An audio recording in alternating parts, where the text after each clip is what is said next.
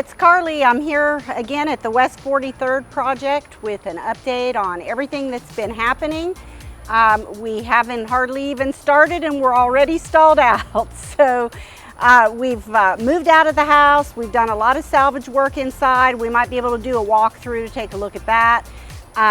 We've had the electric killed, and if you look over here, this is the electric box and panel.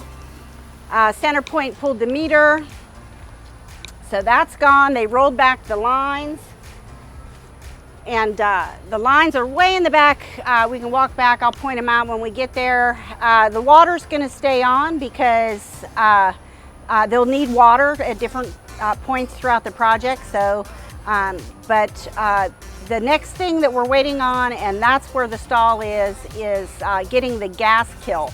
They've removed the meter. But they haven't pulled the lines, and demolition can't begin until the lines are pulled. So let's take a walk back and see what they already have finished. So how long does it usually take? So I was told when I requested the gas kill that it could take up to a month. They say 2 to 4 weeks, but they expected some slowdown. But we booked this gas kill on May 10th, and today is June 16th, and we're still not there. There's a lot of issues. I'm not quite sure why that these kind of delays are a part of that process, but you know, whether it's scheduling or it's paperwork or I don't know what it is, but it is very frustrating because they're slowing the project down. So we have a pole. This house, the backyard is so far from the electric source that we've had a telephone pole in the yard all these years, but they're going to pull that out, and in the new house it's going to be underground. So that's going to be a nice feature to not have a telephone pole in your backyard. The lines that are still there are just cable and telephone, and but we have our temporary electric all ready to go. It has power. Why do we need temporary electric? So for the construction process. Oh, okay, yeah. Right, so they have to have an electric source. Got it. So temp pole's ready. And this is the pole where they've rolled up the lines back in here. Oh yeah, I see that over there. Yep. So electric is completely disconnected, but gas is over here.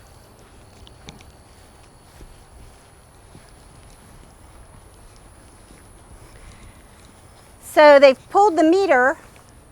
The meter's gone, but these risers are here, and that's part of the gas kill, is to pull the risers. And they also indicated with some paint, you know, the different gas line that's running on the property, and it goes all the way down the back of the whole property.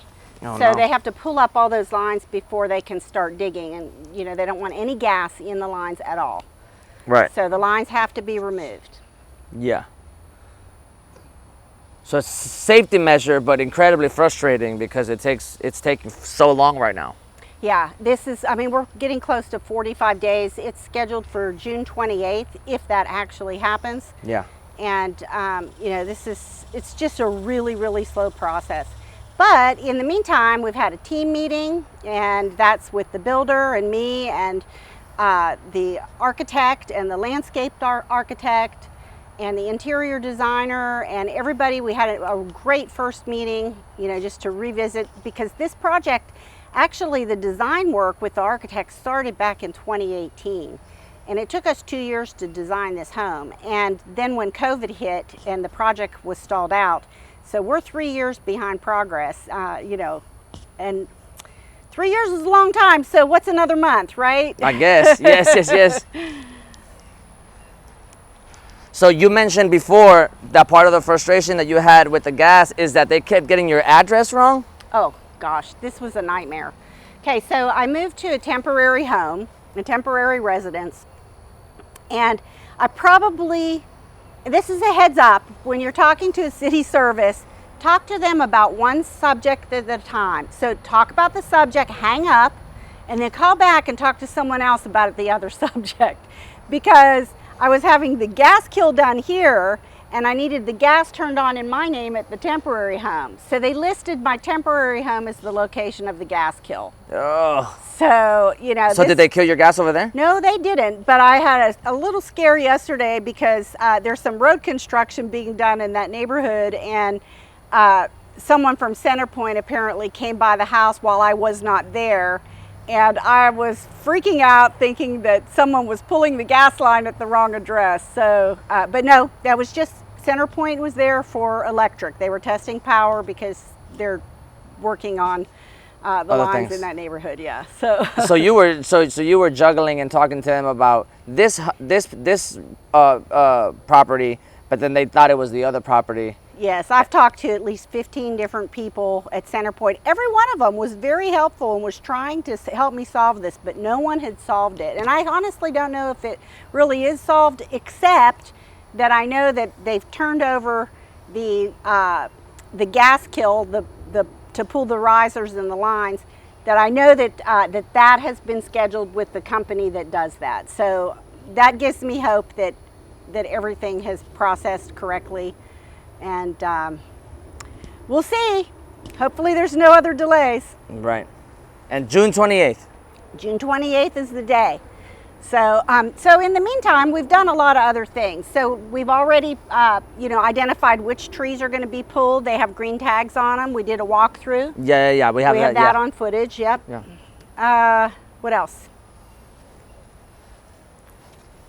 But in the meantime, what we can do is pan to the yard, and right there in this area. Sorry, it's focusing on me. That's where the pool will be. Oh yes, the pool is. Those two oak trees are right in the middle of the swimming pool.